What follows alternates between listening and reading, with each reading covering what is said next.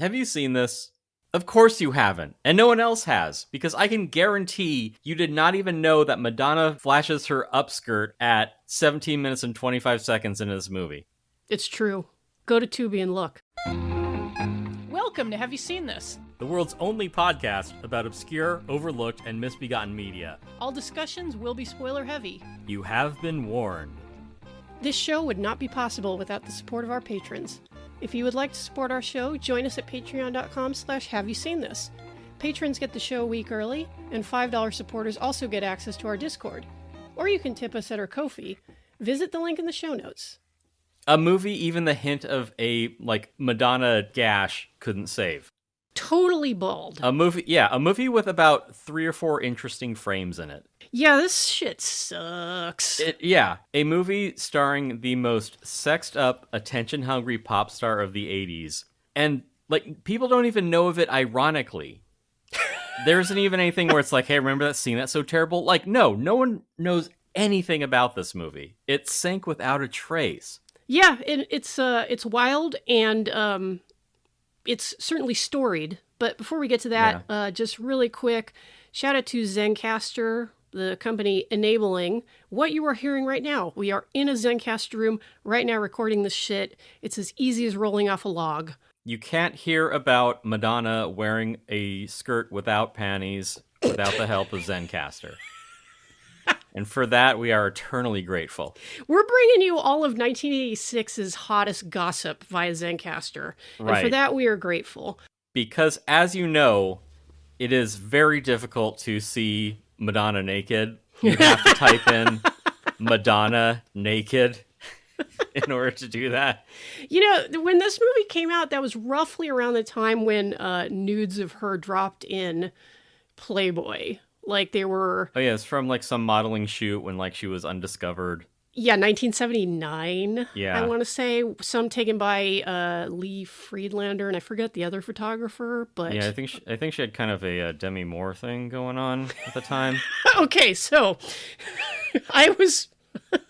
For this episode, I consulted both Madonna, A Rebel Life by Mary Gabriel and the much better and juicier tell-all memoir by Madonna's brother, Christopher Ciccone, R.I.P., in which he mentions those nudes from Playboy. And, the second or third thing that struck him when he looked at them, after, the photos were pretty artless and, not really... Yeah, you can see why they never went anywhere until she became a name. Famous, yeah. Yeah. His next reaction was, she had quite a bit more body hair than I'd expect. Well, it was the 70s. Yes, and I gotta say, the Mary Gabriel Madonna biography is okay for an overview with her career, but it's so effusive. And admittedly, Madonna is a very important artist in the 20th century, iconic, and really did make a lot of worthwhile pop art at that time. But the book is also so invested in Madonna as this icon of feminism and girl bossing that it is at times too uncritical. The book by her brother is where it's at, because he doesn't have to prop her up. Well, right, because I was going to say he doesn't tear her to shreds, but he is candid. And one of the things that he talks about in the book is the movie we are discussing, Shanghai Surprise. Have you heard of it? Surprise. Probably not. Yes. Delightful surprise. Not so much. And this one might have been a slam dunk, at least in the mind of the people making it, because your leads are two of the hottest stars at the time, who are also newly married, Madonna and Sean Penn. Who together have all the chemistry of a couple in an abusive relationship. Oh, that stuff is in Christopher Ciccone's book as well. Oh, good. The other factor is the production company was Handmade Films, who I'm sure most of you will know was run by George Harrison, former Beatle, and Dennis O'Brien. I think it was an American producer. And Handmade Films brought us really good shit like Monty Python's Life of Brian and Long Good Friday, starring Bob Hoskins and yeah. Helen Mirren. This, not so much. And it the scuttlebutt is that it might have literally shortened George Harrison's life. Oh, good. And this is going to be a gossip-heavy episode, so it'll be fun. But the thing with gossip on IMDb is that you have to take it with a grain of salt. And maybe this isn't fair, but that's one of the very first tidbits on the IMDb entry for this movie, is that George Harrison found dealing with this production so stressful that he took up smoking again. And it is posited that, again, took some years off of his life. It's a shame he's the only person to smoke the unhealthy cigarettes. Well, I'll say this, like, if you look at footage of the Beatles, like in the early days, you don't see them without a cigarette in their hand. All of them. Right. Yeah, everyone smoked. They are just constantly, like, just, so maybe the damage was already done, but I don't think George appreciated what the presence... That was Lou Reed. But... George didn't appreciate what the presence of Madonna and Sean Penn did for this movie. It was a disaster. But right. Tim, because this is such a labyrinthine plot, do you want to like maybe sum it up real quick? Because I already feel tired thinking about it. Like, I understood it less the second time. Right. Sometimes you would think that, That's exactly how George felt. Right, yeah. I mean, there are, like, singular examples of a genre, like maybe Chinatown or, like, the Indiana Jones movies, and studios have tried to recreate that, like, genre formula time and again, and it's so difficult to capture, you know, the zeitgeist like that, you know, with like these pulp stories. Yes. That I don't know, like, in the meantime, what's the closest that we've gotten? Like The Mummy? Yeah. Like those movies. So it's admittedly very successful. Right, yeah. Like, noir was, you know, a whole genre, and so I think that people who, you know, came up in cinema at the time were like, well, let's just do another noir movie, and, like, people like genre things. This you know, Spielberg movie seems to be pretty popular. You know, Romancing the Stone springs to mind. Right, yeah. But screwball comedies of the 1930s. Right, yeah. But, you know, unless you're someone who makes, you know, like one of those movies, or, you know, bless their hearts, The Phantom, which was unfortunately also overlooked. Yeah, and which is pretty fun, unlike this movie. Right, yeah. We reviewed that one, and we're like, why did people not like this movie? Yeah, it's a blast. Yeah. It's a lazy script. It's a convoluted story. The leads aren't good together. Madonna sucks as an actress. God, yes, she does. What else do you want? There really is no better bellwether, though, than like how I think like undercooked this movie was. Like, the theme song isn't even sung by Madonna. Like, I figured that's telling. I mean, they got some other guy to write the music, and like I looked him up. Like, his songwriting skills were so poorly regarded that half the guys in the band he was in didn't even let him write any other songs. Well played, sir. Yeah, this joker. Right. And that's actually one positive that came out of this movie, is that a few of the songs were repurposed for George Harrison's 1987 solo album produced by Jeff that was Lynne. the guy. Yeah, that was the name I was trying to think of. Yeah, what's his name? Right, yeah. The elusive fourth Beatle.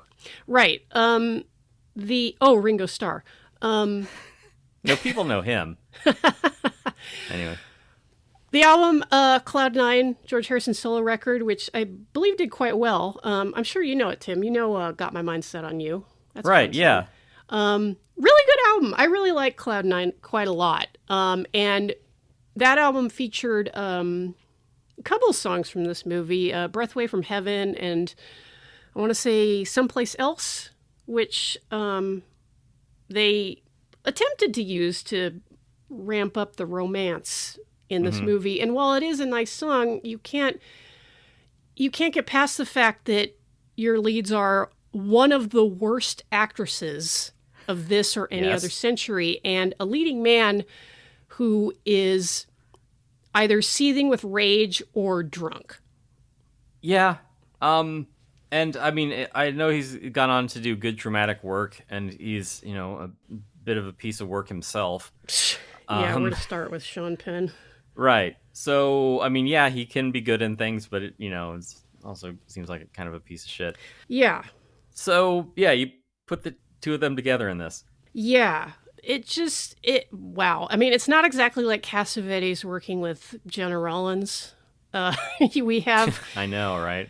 two newlyweds in their mid-20s in an intensely volatile relationship in which the female partner is one of the biggest stars on Earth and is only going higher and higher. And the male partner has quite a respectable career. In fact, Sean Penn had done several very well-regarded movies before this and was considered one of the best actors of his generation, definitely like up and coming. But he had a personality that just didn't go at all well with the circus that is being a Hollywood actor. He just could not. Yeah, there's being an actor and being a movie star.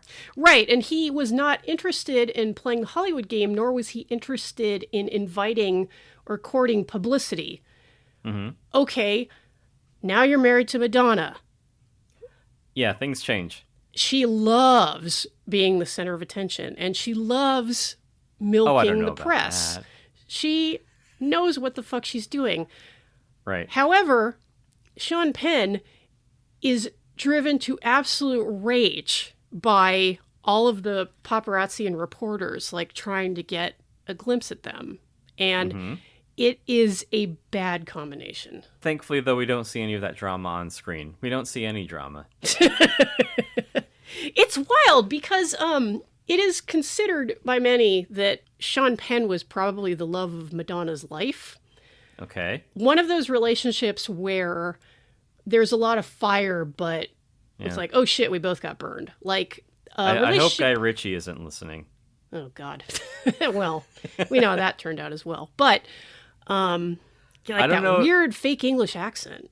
Yeah, I don't know if anyone can love Madonna as much as she loves herself, or she can love anyone as much as she loves herself. So I think that anyone that she is seeing is just going to be an accessory to whatever persona she's putting on at the time. Oh, sure. She's, and I got more hot takes from 1990. Well, she's career oriented and respect. Yeah. Like she has carved out her niche and become like basically a fucking living legend at this point. Right. You can't really poo-poo what she has accomplished, but I would suspect it comes quite often at the expense of personal relationships, and this is no exception. But add into that the fact that, in my opinion, her partner at the time was quite violent and had very poor emotional regulation. Right, yeah, there's that. That's going to be bad. But what were you going to say? Yeah, no, I was going to mention, too, that, like, as you and I know from our shows, that, fame is fleeting. And, when you rise to the top, like, the clock is ticking, basically, on your, like, on the public's interest and your relevance. And Madonna has just, like, focused all of her attention and all of her energy on staving that off. Continually courting attention and continually reinventing herself so that she doesn't become stale and forgotten. She doesn't want to end up like Tiffany. No offense. Or that bag of shit Cyndi Lauper. Oh, yeah. Or Lady Gaga. Yeah, terrible. Disgusting. just making a boatload of money, and then what happens? You're right in the gutter. Winning a bunch of fucking awards. Yeah, Lame. awful. Then Yeah. then immediately you're a has-been. Yeah, sucks. Right. So this movie has an incredibly lazy script. Yeah, like you said, it's convoluted. Yeah.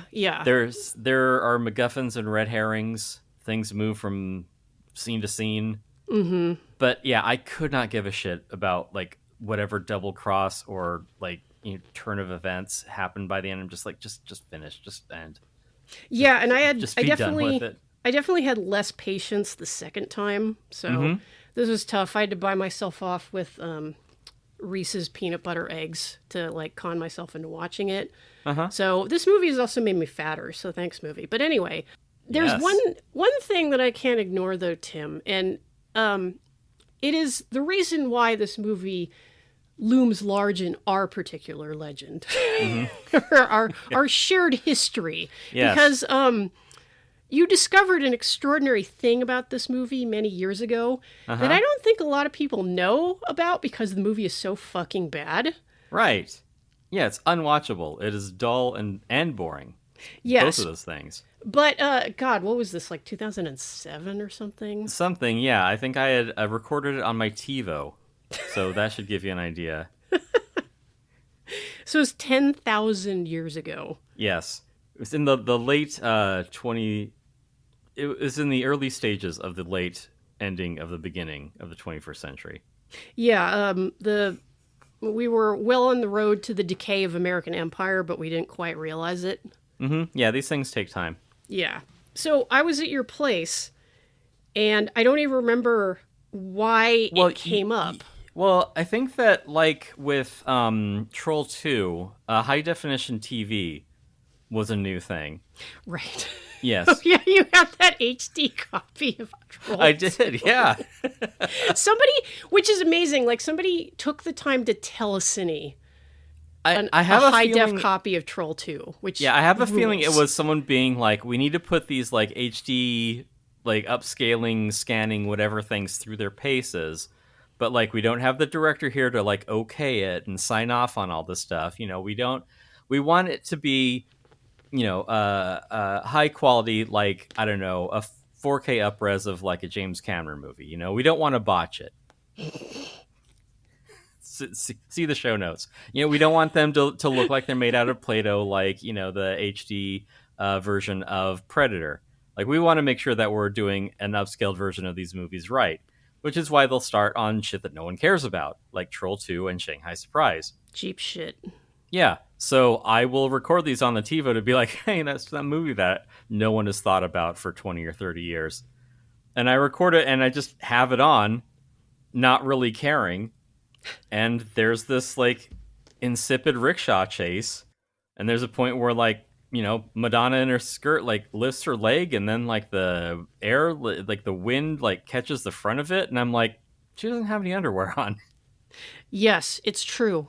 And I think I was, as far as I know, it was like me discovering Pluto or something. I'm like, look, if you barely squint, you can almost see this thing that might be important. Yeah, and let that sink in.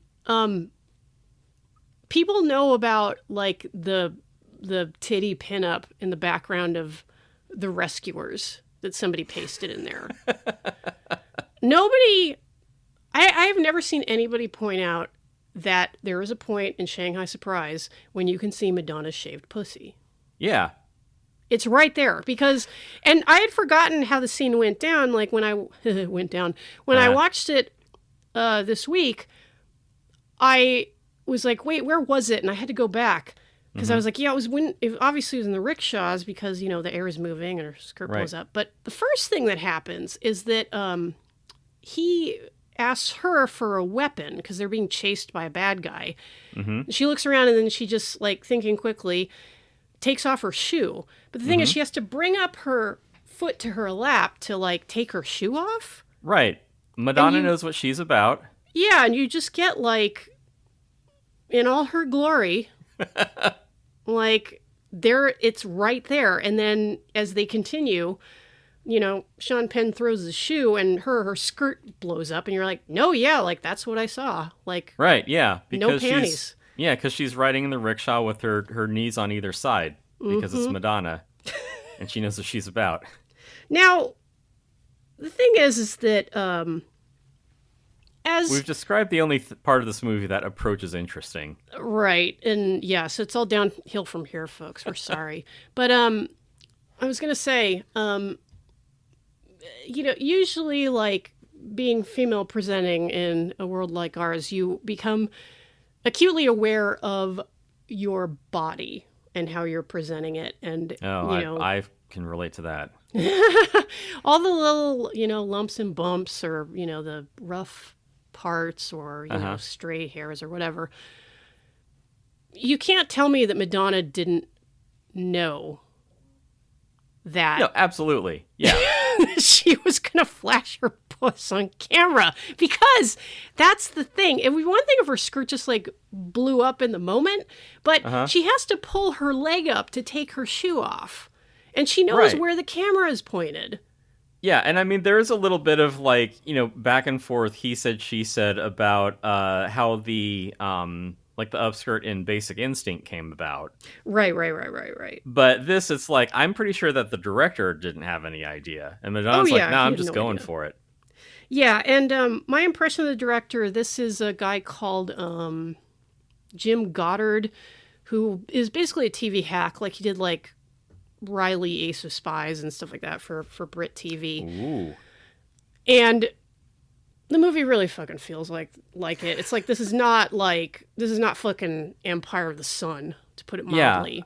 Yeah. And I mean, to put a lot of it on like the poor script is to ignore the poor framing and direction.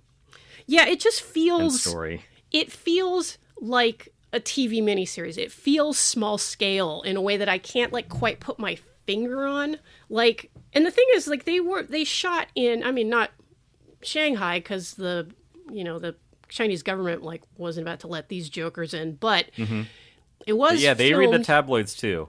Right. So it was filmed in Hong Kong and Macau partially for the the exteriors, and the interiors were in London, I believe. In spite of the location shooting, it just kind of feels like Yeah, and there's a point too where just in the sequence of events and the things happening around the two main characters, I'm like, are we following the wrong characters in this story? Right, like, because there are other interesting things happening, but these two chuckle fucks just kind of go and they like talk to a guy. It's like, hey, bribe this guy. Okay, next scene. Bribe this guy. Okay, next scene. Right, and it's such a convoluted like boondoggle. It's like, wait, why does this need to happen? And when the movie starts, you're like, wait a minute, like, so this movie is about Belloc from Raiders of the Lost Ark and Vernon Dursley from the Harry Potter movies, like doing a caper. Yeah, he's like an evil George Hamilton and the fat guy from one of the Naked Gun movies. Yeah, so it's these two, and they're trying to move like a load of stolen opium. Yeah. Like thousands of dollars worth of opium. And this is 1937 Shanghai, so this might as well be like $1 bazillion. Yeah, twice as valuable as gold and weighs half as much, she says. Sure. And but they can't. Hey, people love their opium. Yeah, they sure do. Oh, those those Chinese and their opium. Like, I won't even fucking start right now on the grotesque. Listen to Jen's other podcast about that. But they got this opium, but they get double crossed by their coolies or whatever, and then this mean guy whose name is Megan, not really, but it's Mygan, but I just kept calling him Megan. Yeah, is like, Mr. Bond, I am Dr. No, except not. I'm Dr. Not. But he should have called himself like Juan Manuel or something. Then I'd be like, this truly is the wild, wild East. This is not as exciting as a single episode of Wild Wild West TV. No, because they knew what they were doing. Yeah, like they, get in, get out, like have a good time, and right. Yeah, and also, the leads of Wild Wild West were not in a stormy relationship, but I admit that would have been fun. Yeah, they weren't physically assaulting each other. Yeah, they should have kissed. But anyway, I'll go to Archive of Our Own for that. But anyway, so they get double-crossed, and this mean guy is like, oh no, I'm taking your heroin, but then Yeah, it's the Chinese military. Yeah, you can see how little I care about, like, following the storyline here. But Balak blows up the guy. Well, you gotta explain what happens there, because he... Oh, this is very important setup. Yeah, this is like the one conceit that they like built the whole movie around, because he has basically like a money belt, and that's where he's got like his passport, and he's got like his valuables in there, and he's got some money. And then there's a last compartment that the guy opens up, and it is an explosive. Kaboom. Yeah, and it blows his hands off. And we see like the bloody gore, the stumps of his arms, and I'm like, this took a tone, like a turn in tone. Yeah, because the movie, apart from some light torture, is not really that violent. But then there's that shot of the guy's bloody stumps like right up top. It is like, whoa, okay. Right, yeah. I mean, it would have been fine for him to just have been blown up, and like, which we kind of see in the wide. But it's like, it is important that we know that his hands have been blown off. It's like, holy shit! Like, I came here to see the Material Girl and that guy that she's dating. Yeah, and so later on when the villain shows back up, he's got these like like white, porcelain hands. Yeah, like these white like mannequin looking hands, which are so like off-putting, but like it's interesting at first. It's unusual, although it kind of gets sillier the more the movie goes on, because it isn't like what like in Enter the Dragon. You know how Han has like his like attachments. Yeah, it isn't even as interesting as Inner Space, but well, that's because Bruce Lee wouldn't spit on this movie. That's true. Yeah, he'd be like, "This is too shitty. Like, bring me another script. I'm a star, you fucks." I wouldn't punch this movie from 1 inch away. Oh, I'm gonna be like water on this movie. Yeah.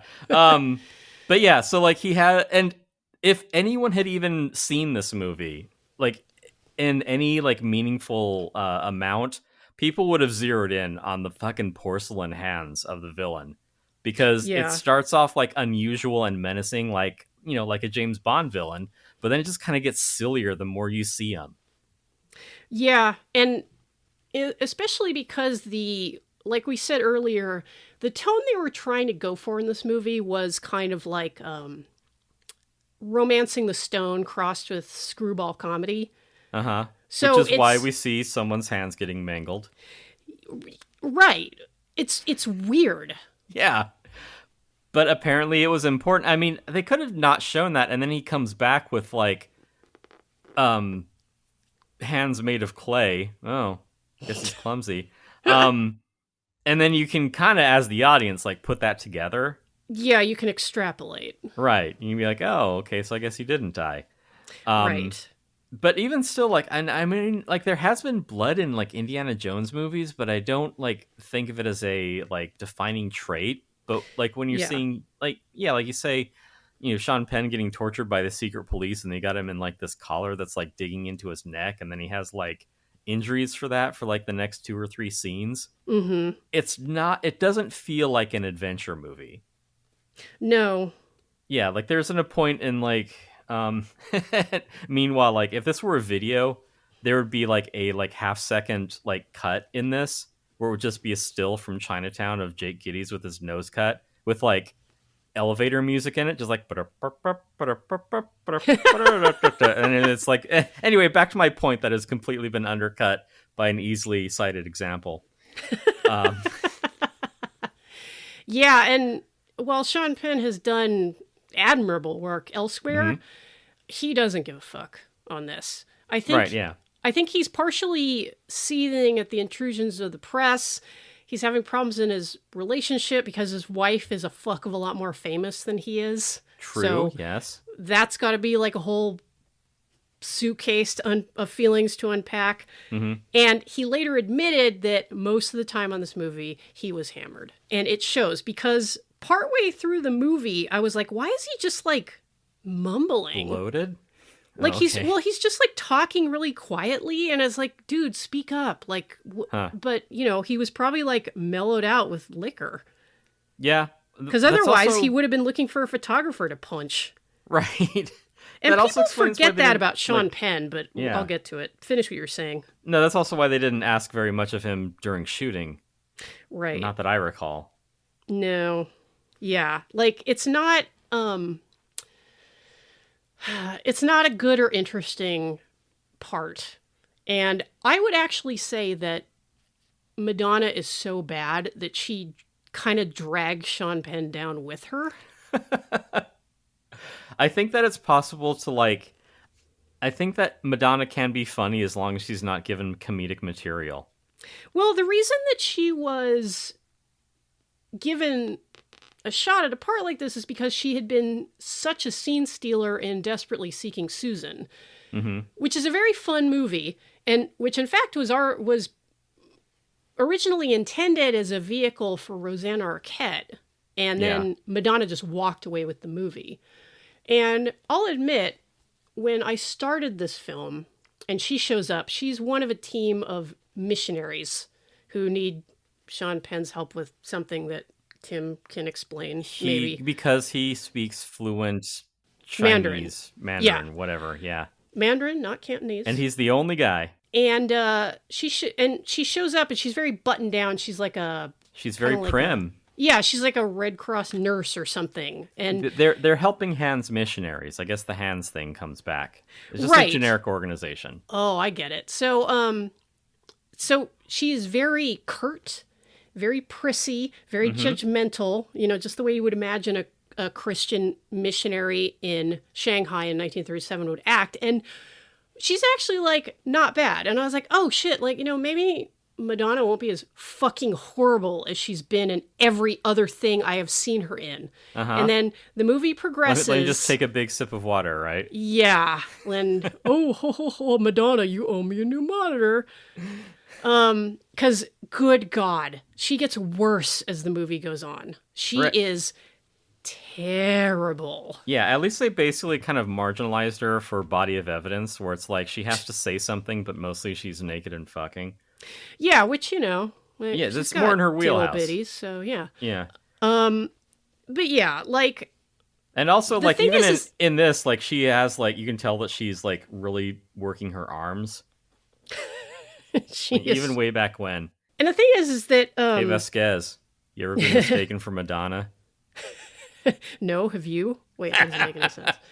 I was on her side when she was acting like really prim and proper and buttoned up, because that at least gives a little bit of friction to her scenes with Sean Penn, because Yeah, like he's cast just like against type.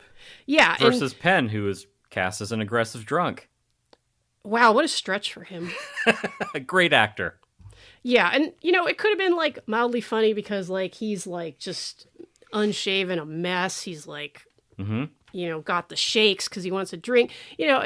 And she is just like, she has complete contempt for this man. Like, she doesn't want to be around him. So there's that little bit of a frisson there. But as soon as her character becomes needy, she is absolutely intolerable. Like, she gets like when she's wheedling him, she gets like this nasal whininess. And I'm just like, oh my God, like, shut up. And the character, like, I don't have a problem with her character having some vulnerability. It's just that Madonna is awful at playing vulnerability, like, just terrible. Right, Awful. yeah. Why would a woman such as myself ever be weak in any situation? Yeah. How do I convey that? Not Right. having control of everything at all times. And I mean, it's telling I that she later on dated like other famous control freak Warren Beatty, the man who could not really allow himself to be vulnerable on the screen after a certain point in his career. Uh-huh. Like, it's two very vain people who just, like, if they're not presenting themselves as like a tower of strength, it's like, Right, okay, yeah. this is falling flat. Yeah, so that's why you can't play vulnerable. And it's also like weird too, because I don't know what motivates it in the script. partly because like it's impossible to pay attention to this movie. Yeah, But like I don't know why her character like undergoes this change. There's some implication that like they aren't really good Samaritans, or like it's just like a front because she wants the opium because not to make heroin but to make morphine. yeah, because she wants to use it for morphine, which Right. makes sense. Although maybe that's a cover. Who cares? Right. Because maybe everyone's lying to everyone else. I don't know. It's her and like the padre that she's with. Like they find Sean Penn. Like, hey, we need someone who speaks Chinese. And he has a bunch of ugly ties that are just they don't really lead anywhere. A note about the ties. I was like, did they have day glow in 1937? I mean, I'm sure if you had like radium on your tie, it would glow in the dark. Well, you know what? I looked it up, and actually, like the Day Glow company, like the guys who made that, like they actually started working on it in the 30s. So, wow. And also, who gives it's a actually shit? science It's a movie. fiction. There's that. Also, it doesn't matter. Like it's an ugly tie. Like that's enough. Yeah. It just needs. Whatever. You just need to know that this guy is a washed up bag of shit. Right. And, So at least Sean Penn has conveyed that. right. Yeah. The character too. Yeah, but from there, it's pretty much scenes are like, because he would be the character who has streetwise. She does not. So it is just scene to scene of like, hey, we need some information. It's like, well, if you want information, you have to bribe people. Give me some money.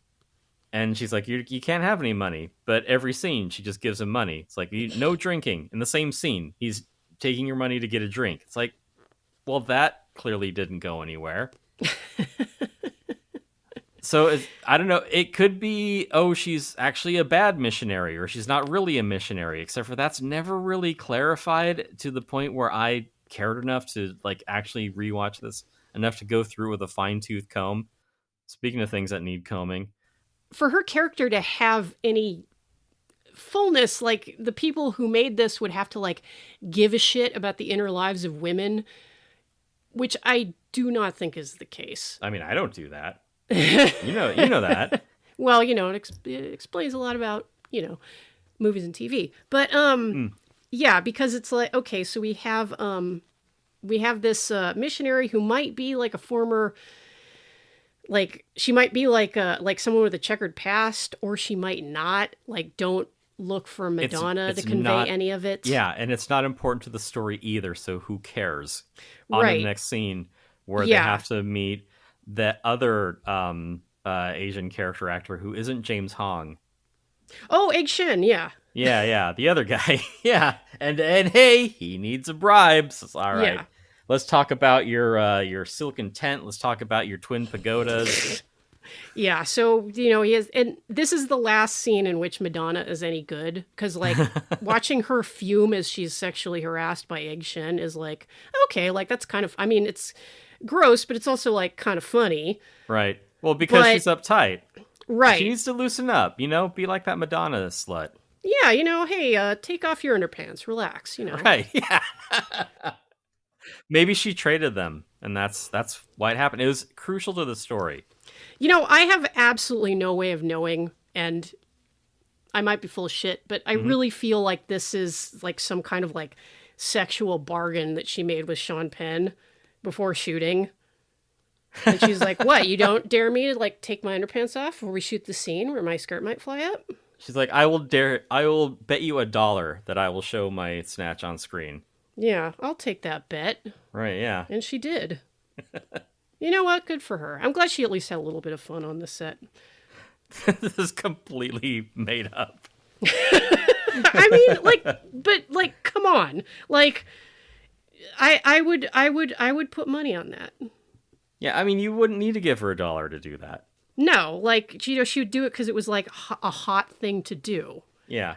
And I'm not even like shitting on her. I'm like, I've done dumb shit in my life. Like, I know. I've listened to the podcast. we've all made like, weird little side wagers with friends. Just saying. But Right. yeah. So And more people know about that stuff than know about Shanghai Surprise. I know, it's wild. Yeah. This movie is just like confounding. But so yeah, so they have to buy insurance from Egg Shen for some reason, and for some reason he's like, fuck you, I'm gonna throw you into this like fish pen. Yeah, something like, oh yeah, Wu Cheng Chi or Wu Sheng She or Wu Cheng Chu. Yeah, He's it doesn't like, like the guy they're after. Like, who Yeah. gives a fuck? No one knows. and like everybody in town hates him for some reason. Yeah, And they're later like, they oh, find him in an opium den. yeah, he's like, oh, he's in there, and like that just looks like a kettle of fish. It's like, yeah, in you go.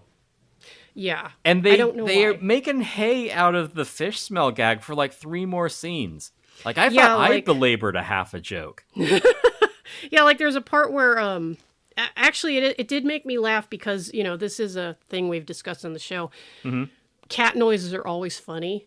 Yes. And there's a part where you see like cats like, you know, gathering around Madonna's ankles, and throughout that scene you hear meow, Yeah. meow. Oh, I think that's just because she doesn't have any underwear on.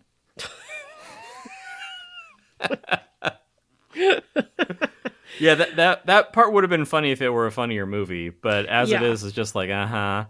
Yeah. But yeah, It's about as funny as the cat stuff in Sleepwalkers is scary, which is not at all. right. Yeah. It's just stupid. But yeah, the like the smell of a rotting fish, even though these would be fresh fish because they're still in the water, doesn't make sense. Like the smell of rotting fish, this joke just lingers, where it's like, yeah, let's go this way. Oh, but please walk upwind. They go to like wash themselves off at a bath, and I'm still like, I still got Black Rain like rattling around in my head. So it's the two Yeah. of them at like a bath, and you know they're scrubbing this horrendous fish smell of being adjacent to fresh fish momentarily. And like she's in the bath, and you know you don't see anything. But like there are, you know, the other like Shanghai women in there, and they're like performatively like covering their noses and like Ooh, do all waiting- white people smell like waiting that? away from her. Yeah, and like same with like the guys where Sean Penn is getting himself cleaned up, and I'm like, are they just like prejudiced against white people? Like, I thought that's where they were going, but I'm like, oh right, the fish stuff. Right. They smell bad, but also they're white. So they kind of smell like milk.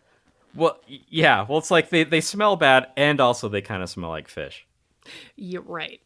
Right. So His name is Mr. Snow, and a fair-spoken man so is he. yeah, they wash off the fish smell, but they don't really, because I mean, fish. Am I right? Right. And, you know, in the hands of able comedian Madonna, like, this Yeah. is gold. True. Yeah. So yeah, I just, you know, made a note. Nothing happened in that scene. Yeah. Like all the bribes and all the like, we got to go here to go there to meet this guy. Nothing happened. So then they go to a fancy club where, you know, we meet the fat guy again, Willie, who I guess was not shot to death in the opening scene, like it was implied. Well, he, like, he swims away, but the other guy, it is heavily implied, that's Paul Freeman. Yeah, Belloc. Belloc.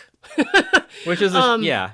You He gets think shot that- in the fucking back and, like, sinks, so you're like, okay, well, he's dead. How the hell do 6 like military riflemen miss a 300-pound man like bobbing in like the water just like 4 feet away on the docks? And they're like, oh no, he's gone. Forget about it. He's moving at too great a speed. You know, Tim, if you Made it out start, completely unscathed. you know what, Tim, if you start cinema sin stuff like this Uh-huh. early, you're gonna have a real bad time for the rest of the movie. I did have a bad time for the rest of the movie. Yeah. That's the thing I'm trying to convey. You know what's So- the wildest thing about this topic for our show? What? Is the fact that you chose it and not me. Usually I'm the one, like, offering up some turd. I And, know. like, you Listen gotta to grit our your teeth episode on through it. FM. But enjoy the charismatic presence of Hollywood Steve in that one. Right, yeah. No, this one I had to watch because I realized, like, other than, like, that scene that I fast-forwarded and rewinded through 7 or 8 times, I realized, like, I couldn't be bothered to watch the rest of the movie. I'm like, you know what, damn it? This movie has existed for, what, going on, like, 40 years now. and still no one knows anything about it. Like no one's actually watched it. No one's said anything about it. We have to actually, we're doing our part to contribute to pop culture, not just by, doing the Lord's work, like, completing the Wikipedia entries for South African actresses who really only star in like full moon features. But also to let people know what the hell happens in Shanghai Surprise. Yeah. Because nobody knows. No one would tell you. Yeah, because it's not interesting. It doesn't No. make a lot of sense. And Okay, it well, sucks. I guess when you put it that way, it was a bad idea. But it is interesting in terms of being what surely initially looked like a surefire thing that went horribly wrong. Or at least a decent enough thing. It's not that it went horribly wrong. It went fucking nowhere. Like, the story stops and starts so much. Yeah. Because, like, the beginning was, we need to find this guy whose name we keep pronouncing 3 different ways. We need to bribe people. We need to get on the trail of something. But, like, again, like, nothing fucking happens. Right. It is like they aren't really like menaced by anyone. There isn't like any kind of like rivalry. There isn't any kind of like ticking clock. There's no sense of like urgency in any of this. It's just like, just kind of fuck around in Shanghai and talk to some people and do our investigation. It's like a game that I would run.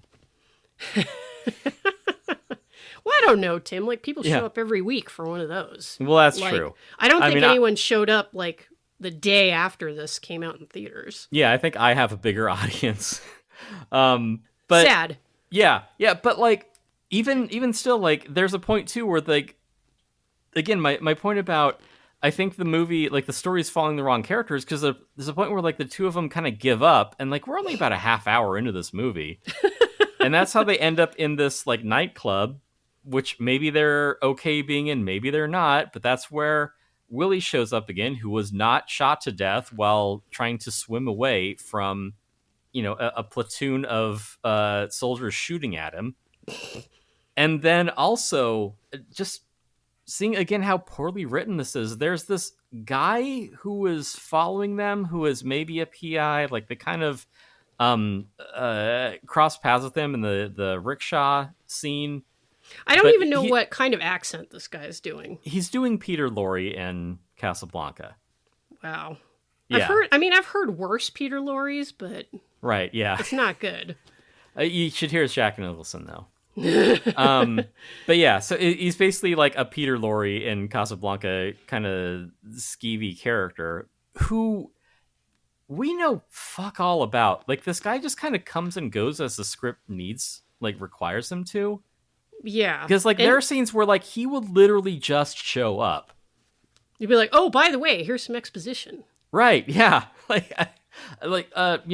John Singleton in Boys in the Hood shows up with more subtlety than this guy. Maybe we should have watched Boys in the Hood. Yeah, I would love to talk about Boys in the Hood. That movie's great. But yeah, so this character, he just like shows up when he needs to be in a scene. Like he will be on the other side of a door when he needs him. He will appear from behind a column in a nightclub when it is his line. Like that's how convenient he just appears when this happens. Right. And also, like, I know that, probably not many people in Shanghai, like Japanese occupied Shanghai in 1937, most of the people you interact with are not going to be like strictly on the level. Right. But you're still like, why would you trust this guy for even 4 seconds? No. Like, come on. Even if you are like trying to like get the work out maybe the it's deal like of the a century, get Black some Rain heroin. situation where it's like, oh, you're the other white person here. Thank goodness. Oh yeah, like I don't Yeah. speak Mandarin, so Right. And yeah. Oh, and speaking of Black Rain, do you remember when we talked about that movie? I gave some positive notes about the score by Hans Zimmer because it wasn't just like ticky tacky, like, oh, we're in an Asian country now, yeah. kind of shit. Uh-huh. With this movie, forget it. All bets are off. First few bars of the score in the opening credits, you're like, okay, yeah, we're doing the Yeah. It's yeah. not well researched. It isn't Tony Scott's brother like going around looking for like B-roll of like cool shit. to like put into the movie. It's cheap and stupid.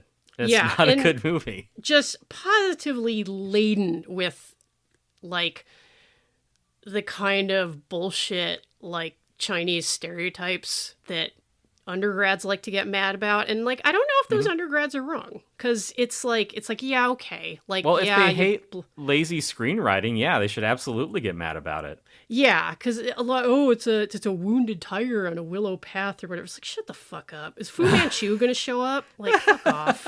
Yeah, you know what'd be even worse is if they had a character who was crucial to the story and her name was China Doll. Ugh. It's like a stripper calling herself American Woman. Get away from me. Right, yeah. Like that is like no self-respecting drag queen would call themselves that. Like, Yeah. that is how lazy that is. Yeah, do better. And yes, of course, because this woman embodies like stereotypes of the Mystic East. She is some kind of sex worker who thinks she's an empress because, like, whatever. Empress I couldn't, Dowager, yes. Yeah, I couldn't make head or tails of this, but right, yeah, me neither. And like, I understand like Lady Jessica's like position in House Atreides, and I couldn't make sense of this. Oh yeah, because it's Lady Jessica. She's really important. She's royal concubine of Duke. It's been like thousands of years of Bene Gesserit breeding. Exactly. And shit. Yeah. It's the fun kind of eugenics. Right. So like, I'm not opposed to doing research on understanding, the intricacies of sex work. But in this movie, I'm like, her name's China Doll. Like, it's not worth getting into. But you're forgetting the most important thing, Tim, is that it is so important that she fucks Sean Penn's character. They go back to her 3 times. He really needs to get his nut off. Yeah, well, hey, a new hole every time.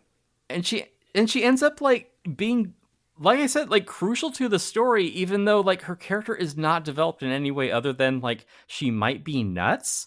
Right. And she also knows like a lot of different enticingly named sex positions. Like, so yeah. Yeah. Like she knows the like number 7 with rice. She knows the I'm with stupid. She knows the rusty trombone. Right. Yeah. She knows the silken tent. She knows the cure for wellness. Right. Yeah. She knows the black rain and the golden shower. And finally, the biggest thrill of all, the no static at all. Right, yeah. She knows the FM 78. She knows the Q Sky. She knows the Martin Mull. She knows the day the clown cried. Which that is for real sickos. Write in at info@haveyouseen.us with your made-up sex positions for this movie. Because, yeah, there isn't a hell of a lot else going on. But other than it being like Sean Penn's sleazy character gets to make it with a high-class call girl. Right. Who the fuck cares? You forget the other important thing, Tim, which is that it is also really important that Madonna's character gives in and fucks him. Well, I guess. More so, it's like she's all like bent out of shape because she has to like wait while he goes and like fucks the concubine. Because he's pumping her for information. Oh, is he pumping her? Oh, yeah. And she's got to be like, yeah, you're having sex and you're not even married or something. But I don't, it's, yeah. This movie is making me a misogynist. Yeah, that's a normal reaction coming away from this movie. But the movie is so like terrible at conveying anything about anything. Like even like a Sinophile watching this would be like, I don't know, I think I'm just going to date white chicks now. Like whatever they're trying to convey about like the exoticism of like, an Eastern concubine just doesn't come across. They're like painting calligraphy on each other. I think she's writing like I'm with stupid, but like it doesn't come across like in any satisfying way because it's, minus seeing Madonna's gash, it is basically a PG-13 movie. Like we get a little side boob at some point, but I mean even then, like. Yeah, and like anybody who came to this to see Madonna strip is going to be kind of disappointed. Like she takes off her bra like under a blanket.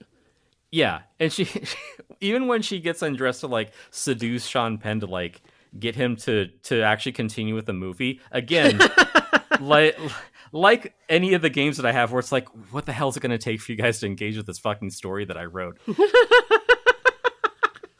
I'm just picturing you like, just like gently kissing your players, like trying to like con them into playing. Just like, oh, now you're obligated to me.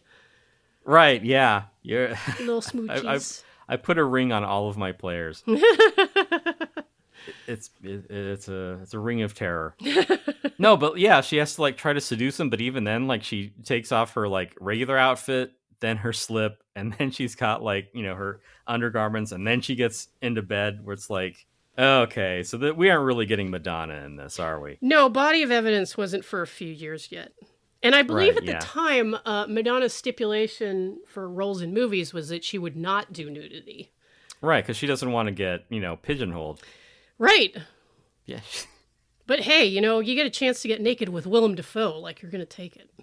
Yeah. He has a large penis. That's quite a pigeonhole. Yes. What are you talking about?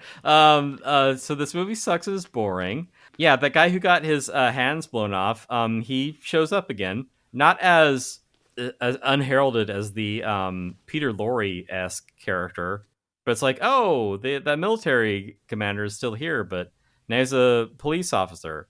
And again, like the sleazy Peter Lorre character just kind of shows up to tell Sean Penn, don't go out there, you'll get arrested, because he's just like this fucking Greek chorus to be like, hey, here's what's going to happen. Here's the next thing that you need to know to get the movie going. Like, he is an NPC that you drop into a story that like just isn't working because your players just aren't paying attention. Right. So you have to like keep telling them exactly what the next thing is. Yeah, and because your story sucks. Yeah, and after you do the like fuck the sex worker like side quest. Yeah. Where you got to mash a whole bunch of different buttons at once in the right order. He gets. I think if you just mash like one button, that should do it. I mean, I'm not going to, but I mean, like no matter what he does, she's gonna pretend to enjoy it. So you don't have to work that hard. It's not what this is about, Tim. Yeah, just hit A. But he gets arrested and tortured by the police. By the Chinese military commander, whose name is not worth knowing. Megan. Right, Megan. I think it's pronounced M3gan. He gets tortured by a small robot. Yeah, also with porcelain hands.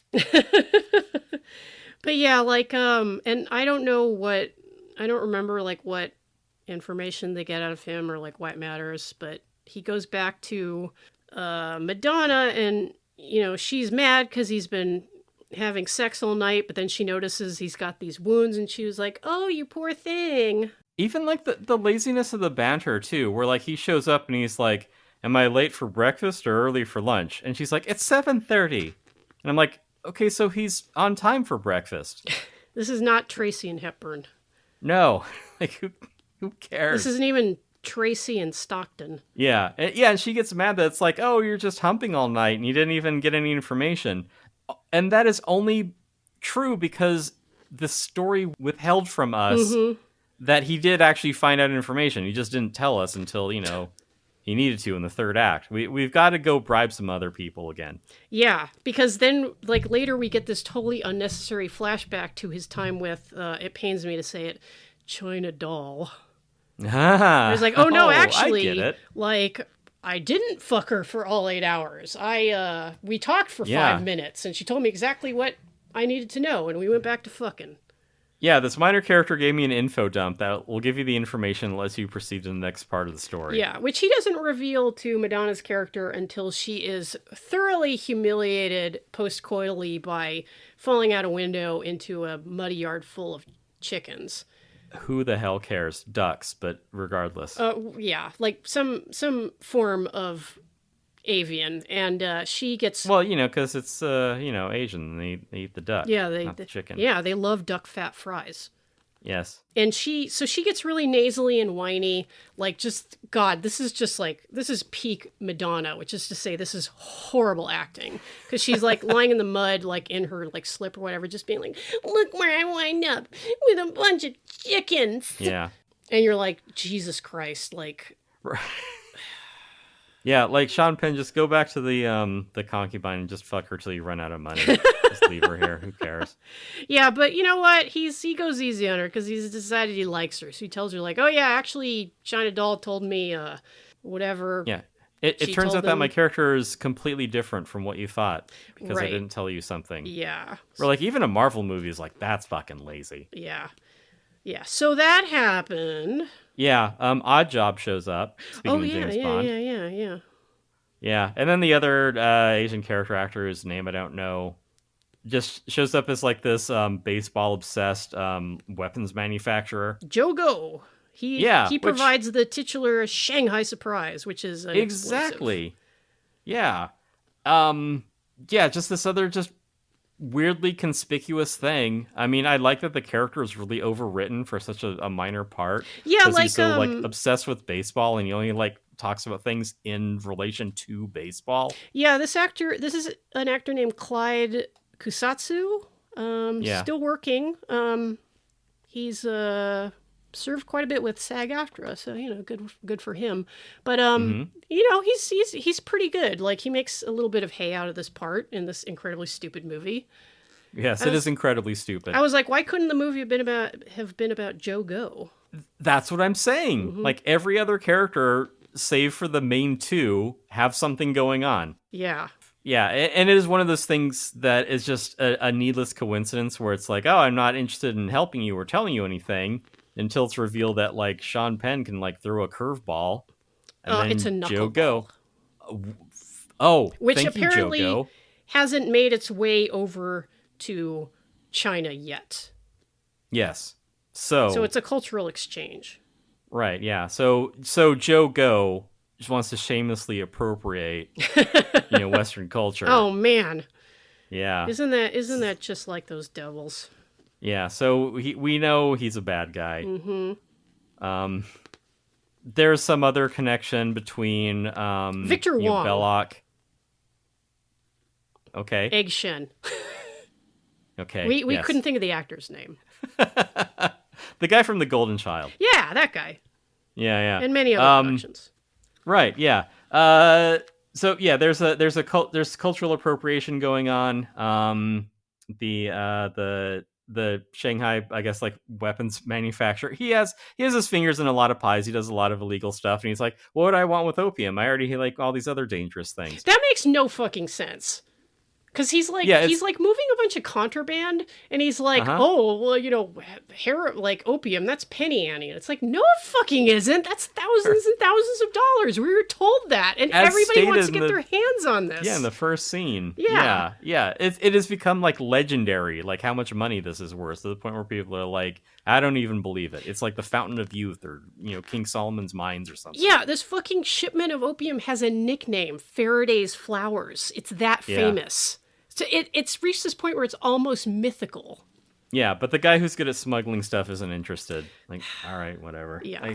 It's like, look, he's here to provide information and then leave. That's all we need. Write him around that. Right. And to be fair, later on when this shady character shows up again, Sean Penn's character attacks him. It isn't just Sean Penn, the character does it. And they wrote it into the story. Right, and because he's like, hey, you're like a bad penny. You fucking show up everywhere. And then, shit goes down. I get arrested. Like, what's your deal? And then Madonna's like, what are you doing? And it's like, what do you think he's doing? Are you stupid? Like, oh no, like we should definitely trust this shady guy who's like gotten us into like 20 different mishaps. Like, right, he's yeah. totally on the level. Like, what the fuck? The guy who then ultimately steals from them anyway. And just like, all right, fine. Just like, it is just, if it were a tight script, if it were a tight story that held together, you'd be like, okay, yeah, this leads to that. And you can see this thing was sort of seeded earlier in the story. And you go, oh, okay, this comes back around. But no, it's just, they go from place to place, stuff happens, whatever, I don't give a shit. I mean, if it had like a couple of like top-notch performances from its two leads, you could be like, well, whatever, the plot doesn't matter. It's like, Big Sleep or something like that. It's right, like, don't think about it too hard. Yeah, but even like they kind of, Joe Go gives like some pigeon exposition, and at that point, like the investigation kind of ends, where they're like, "Oh yeah, Faraday's flowers, like that's made up. That's not even a real thing."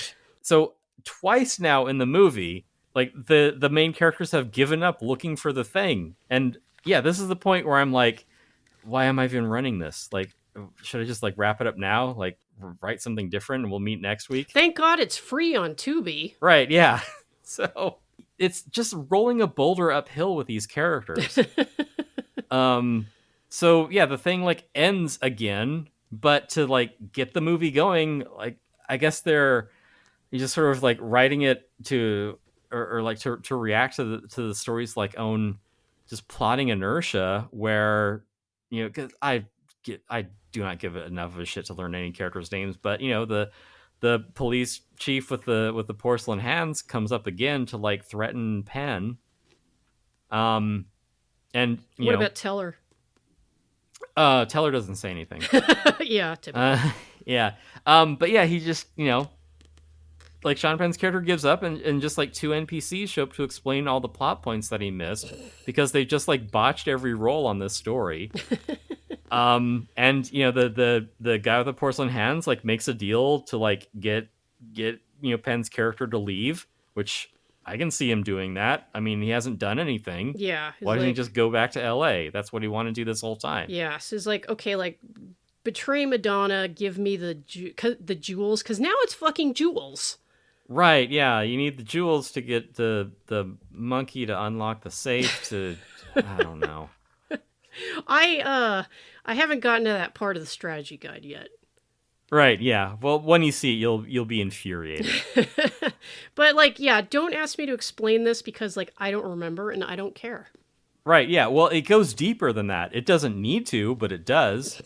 Because I guess like Faraday was like a treasure hunter, and him and the guy with the porcelain hands, like they stole the jewels from China Doll, who is like really the like Empress concubine, because the guy that she served died, and that's the way that inheritance works, I guess. Like it just goes to the woman you're sleeping with.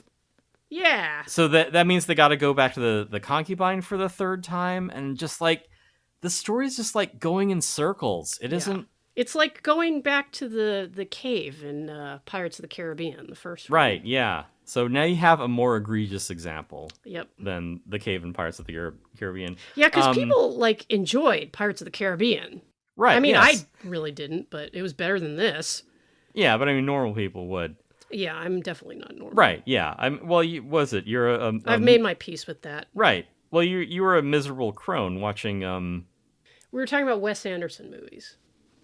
Right. And I was pissy watching Fantastic Mr. Fox. It doesn't matter. What were we talking about? All right. Yeah, well, yeah, because most normal people do like the Pirates of the Caribbean movies because they aren't a miserable crone like you watching, Fantastic Mr. Fox and just like stewing. That's true. I hate fun and joy and laughter.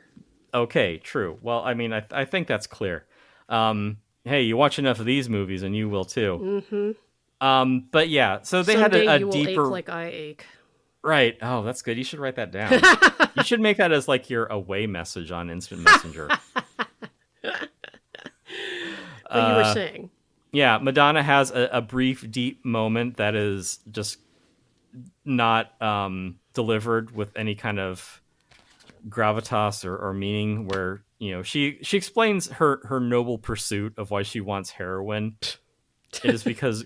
It's because she's fucking addicted and she needs to fix, man. She's got because bad. she's a pacifist, and guns cause pain. Opium eases pain. Which is just like, what the fuck ever.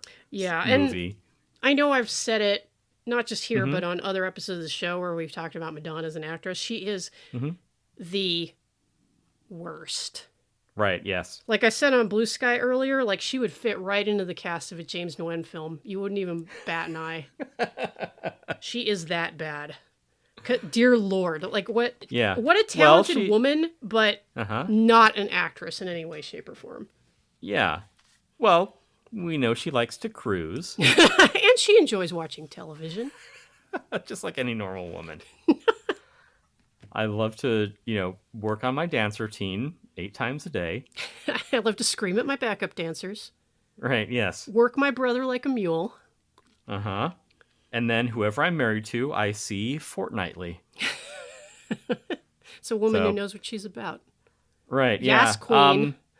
Yes. Girl boss. Whatever. Slay. Yeah. So again, adding to my, position that the movie is about the wrong characters. The police and the baseball, the corrupt police and the baseball mobster show up to where the Empress concubine has given the jewels to our main characters, which basically reduces them to the courier Right. of this movie. There are two other more interesting side characters who want this thing that the main characters are just like, you need to go pick this thing up, from a third underwritten character. Their job is pick up the money. Yeah. So the Shanghai Surprise thing comes back where, Porcelain Hands is like, hey, I know you got the jewels on you because, we're after gems now. And they go through a whole fucking money belt thing again, where it's like, oh, there isn't anything valuable in here. It's like, oh, it's a picture of my mom. Here's some loose change. Here are some condoms. Right, yeah. And then it's like, okay, well, open up the last compartment that's labeled TNT, the last one that anyone ever opens up, and the only one that's of any consequence. Something wacky happens. Right, well, no, that's the thing, is that, Joe Go hits the deck because he's like, that's the exploding compartment. But then nothing happens until something needs to happen, which is then it blows up later. And Madonna ADRs in a studio later on, I forgot I can't swim, when they jump over the side. Not that that matters either. Yeah, I didn't get. It's like, okay. Right. Only to have the jewels were in the boat that they came over in when they came back from the concubine, which is where the chief was. So how did he not see the jewels? Ugh. He gets his hands blown off again, or his stumps blown off. I'm just gonna eat a bunch more Reese's eggs if that's okay. Yeah, with you. so a guy gets his hands blown off a second time. the hands that he regenerated are blown off again, which is pretty funny. No, he gets blown to right, yeah. One of his guys also is blown up in the explosion, and then Sean Penn throws a baseball at Oddjob and hits him in the head, and Madonna's like, "We did it," which again, did what line exactly? read. I don't. And this we is were here, and this we is, we were. This is the thing. The movie isn't even over yet. Right. There's more left. There's still more garbage because the Peter Lorre stand-in has to show up again. And aren't you glad to see him? Yeah, they're the screenwriter told us that you were successful in stealing the gems, so now we're going to steal them from you at gunpoint, even though neither of us knows how to hold a gun. Yeah, it turns out that Joe Go was not to be trusted, which is like, all right. It doesn't matter. Oh no, wait, I'm lost. Fuck it. They go back to the no. It doesn't matter. It doesn't. the two guys show up and they rob them, but that Vernon Dursley. That's right. Vernon Dursley. Yeah, deeper and deeper. That actor is way down. Is the psychiatrist in Office Space? Yeah. Yes. Yeah. He's the one who hypnotizes Peter Givens. He has since passed on now, but so don't get mad at him about J.K. Rowling. He ceased to care.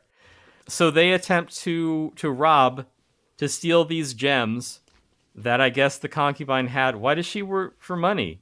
She has money. She's rich. Fuck. All right. Just wrapping this motherfucker up. You got this, Tim. The preacher that we haven't seen for the majority of the movie, for the last 80 minutes, that was Faraday in disguise. He wasn't killed this whole time. He's here, and he learned kung fu at some point, I guess. Yeah, apparently getting shot 12 times in the back is not a big deal if you just escape to Osaka and recuperate for a year. Sure. Yeah. Why the fuck not? Yeah, he hitched a ride on a junk. Someone pulled him up in a fishing net. I don't know. I don't care. Then the two of them get trapped in baskets, which would be funny if this was a comedy, but it's not, so it's stupid. Mm-hmm. The China doll thing doesn't even matter, but as I wrote to myself, I truly cannot give enough of a shit to figure it out. Nor should you. Yeah. But the they gems, gotta... Yeah. were also fake. Just like this whole movie was a waste of time. Yeah, because basically. that's what we needed, more swerves. Because I'm so Right. invested in the twists Yeah, and turns of this story. Yeah, because up until like the last 2 minutes of the movie, we basically got no opium, no gems. Like, Sean Penn's character doesn't get the girl. Faraday at this point, like he didn't cash out either. So like, what does he care? He had the two of them at gunpoint a scene ago, and I was just like, hey, whatever. Hey, you want to come back to LA with me? I mean, you're here now. Yeah, like, do you want to bunk together? Yeah, I tried to kill you earlier, but you seem like an okay guy. Yeah, and like I guess we're supposed to like you would naturally extrapolate that. Well, okay, it's a pretty unstable situation in this country in 1937. So yeah, they're probably pretty eager to get out of Shanghai, but why do I have to work that hard? No, and yeah, so the guy just completely just lackadaisical, and this is like, well, the movie's almost over. I'm gonna grab a shower. Literally. Yeah. I think he overplayed his nonchalance because for some reason, and the movie does not go any deeper into it, Sean Penn says, I'm going to take all of this guy's luggage before they depart.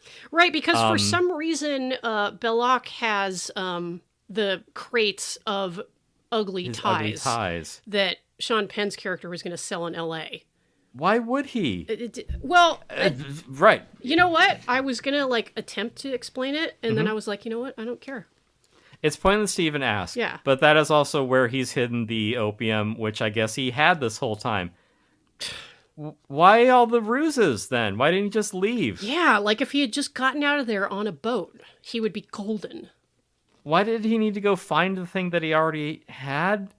And to be fair, this is the kind of plot that I'm really bad at understanding because I'm developmentally disabled, but I kind of feel like this one doesn't hang together anyway. No, it does not. Yeah, I've seen it twice. Better adventures. Yeah, at a convention. Yeah. Oh, absolutely. And I mean, I don't mean to damn you with faint praise, Tim, because you can write a yarn. Yeah. These people, not so much. No, I don't know what they thought they were going to hang this on. If it was just the presence of Madonna, okay, but you put her in front of a camera and ask her to talk, and you're like, oh, we've made a terrible mistake. Yeah, because the thing is, if you watch Desperately Seeking Susan, which is a delightful film directed by Susan Seidelman, you realize that Madonna works in the part because she's basically playing herself. Yeah. Don't ask Madonna to do any more than that. You will be disappointed. Yeah, don't emote on screen. Just be Madonna. Right. Just be yourself tonight. Just. No, wait, that's Annie Lennox. Just cast your panties to the wind and be yourself. Yeah. Just let your freak flag fly. Up. Yes. But yeah, so that's Shanghai Surprise, and this movie probably... I don't think Madonna and Sean Penn were going to work out anyway, because, he, in particular, wow. in my opinion, seems to have some problems, but this didn't help. And it was just a really big headache. I mean, he helped during Katrina. He was out there in that boat. I mean, he does, other stuff I don't know, interview Zelensky and stuff now. Good for him, but... He's trying. This is not a stellar point in his career at all. And it's not a stellar point in anyone's career. Yeah, and like we said earlier, this movie has no cultural significance whatsoever. Yeah. And we can prove it. Disappeared without a trace. At 17 minutes in, we can prove it. Yeah. Thank you for listening. If you enjoyed this episode, you can show your support by going to patreon.com/haveyouseenthis and make a pledge at the $2 or $5 tier. $5 a month gets the latest episode before everyone else, plus access to our Discord, where we're always arguing about movies. If you'd like to give us a tip, our Ko-Fi link is in the show notes. I think you could probably make a decent Call of Cthulhu adventure out of this.